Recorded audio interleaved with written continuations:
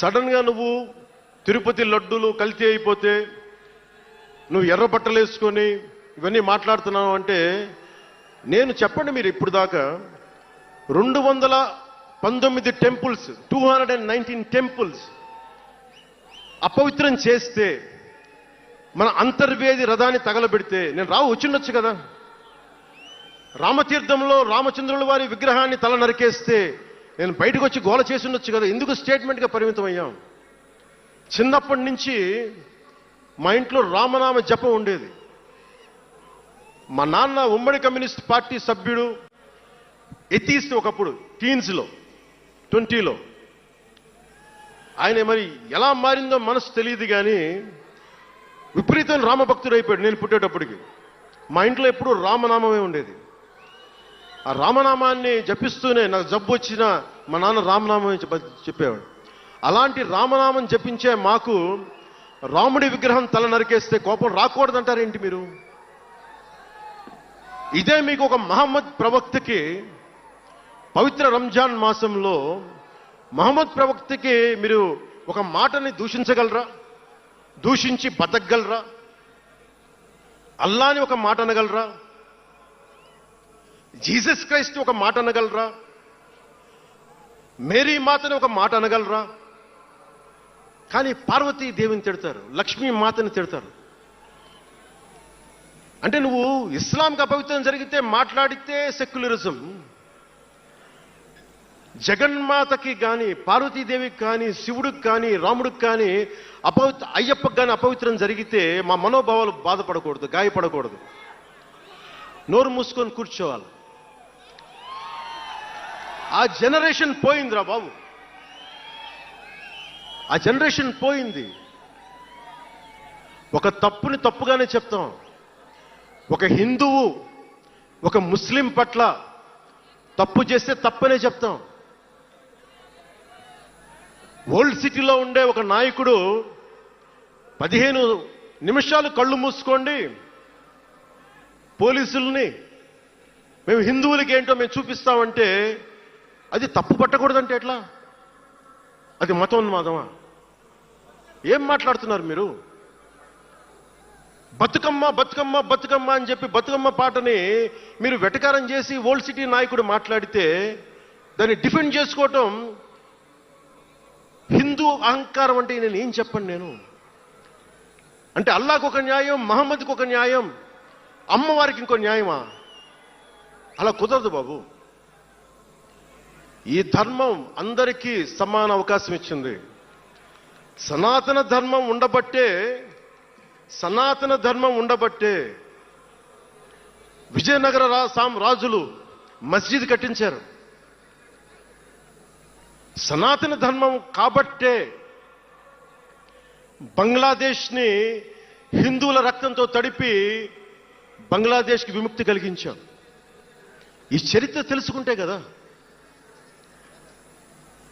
దేశ విభజన జరిగింది. మీరు ఎంతమందికి తెలుసు దేశ విభజన కష్టాలు? మీరు సినిమాలు అరుస్తారు, అక్కడ తాగిపోయారు మీరు. నేను అక్కడ తాగలా. నేను అమితాబ్కి ఫ్యాన్ని, నేను చిరంజీవి గారికి ఫ్యాన్ని, కానీ దేశానికి అంతకంటే పెద్ద ఫ్యాన్ నేను. అంటే మీరు మనందరికీ బాబాసాహెబ్ అంబేద్కర్ గారి గురించి తెలుసు. First law minister of Bharat. ఎక్కడికి వెళ్ళినా ఆయనకి 100 అడుగులో, ఏ తెలంగాణకి వెళ్ళినా ఆంధ్రాకి వెళ్ళినా 100 అడుగులో ఇంకా పైన విగ్రహం పెట్టి మనం ఆరాధిస్తాం. మీకు ఎవరికైనా తెలుసా? అంటే సనాతన ధర్మాన్ని తిడతా ఉంటారు. మీకు ఎవరికైనా తెలుసా? పాకిస్తాన్ ఫస్ట్ లా మినిస్టర్ దళిత కమ్యూనిటీకి చెందిన జోగేంద్రనాథ్ మండల్. ఆయన పేరు ఎప్పుడైనా విన్నారా? ఎంతమంది వినుంటారు? ఆయన ఏ పరిస్థితిలో చచ్చిపోయారో తెలుసా? ఆయన నేను భారతదేశాన్ని నమ్మను, పాకిస్తాన్ని నమ్ముతాను అంటే అంబేద్కర్ గారితో సహా చాలా మంది వద్దని చెప్పినా కానీ ఆయన పాకిస్తాన్కి వెళ్ళిపోయి దాన్ని బంగ్లాదేశ్లో చాలా హిందూ జిల్లాలు కలిపేసి ఆయన దళిత కులాల నుంచి వచ్చిన వ్యక్తి అందరూ ఆయన మాటలు నమ్మి ఆయన సమాజం హిందువులందరూ ఉండిపోతే దేశ విభజన తర్వాత జరిగిన గొడవల్లో దాదాపు ఆయన కుటుంబంలో బంధువులందరినీ ఊచకోతకొచ్చి చంపేశారు. పాకిస్తాన్ లా మినిస్టర్గా వెళ్ళిన వ్యక్తి భారతదేశానికి తిరిగి కాందీసుకుడుగా వచ్చి చనిపోయారు ఆయన. అంటే ఏం చెప్తున్నది ఇది? 10-12% ఉండే హిందువులు పాకిస్తాన్లో, 10-12% ఉండే హిందువులు ఉండే పాకిస్తాన్లో, బలూచిస్తాన్లో అంతమంది ఉండే హిందువులు ఈ రోజున 1%-2% పడిపోయారు. బంగ్లాదేశ్ గొడవల నుంచి హిందువులు పారిపోతున్నారు. మన దేశంలో అలా జరిగిందా? ఎంత మర్యాద ఇస్తాం ఇస్లాంకి? నా దగ్గర ఉండే వ్యక్తులను అడగండి, ఇస్లాం పాటించే నా దగ్గర ఉండే నా సన్నిహితులను అడగండి.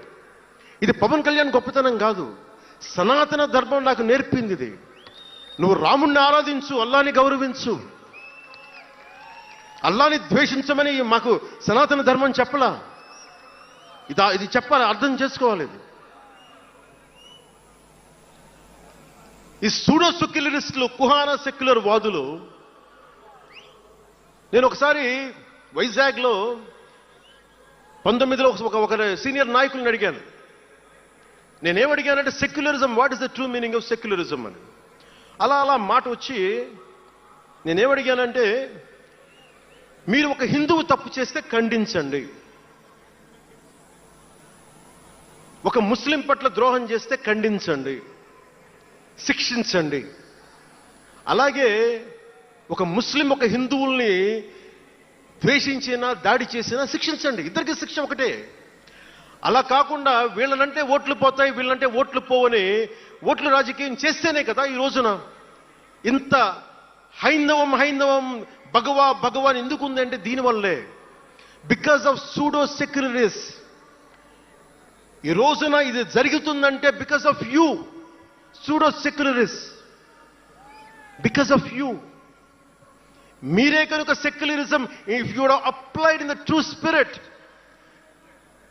there would have no need for the changes what are there today. మీరు చేశారు తప్పులు. ఆ రోజు నేను అడిగా, ఓల్డ్ సిటీలో, పాత బస్తీ హైదరాబాద్లో మీరు 15 నిమిషాలు మీరు కళ్ళు మూసుకోండి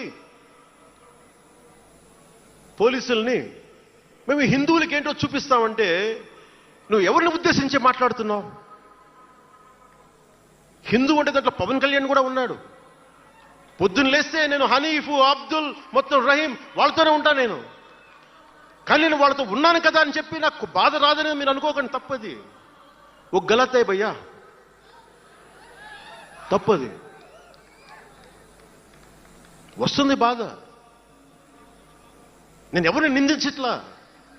తిరుపతి కల్తీ లడ్డు చేస్తే నేను ముస్లింలను నిందించలా, క్రిస్టియన్లను నిందించలా.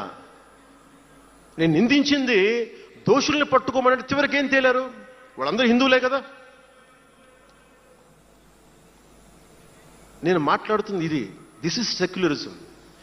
If there is true secularism అని నాయకులందరికీ చెప్తున్నాను, మీ అందరికీ చెప్తున్నాను, true secularism should be applied in the true spirit, not for damn convenient vote bank politics.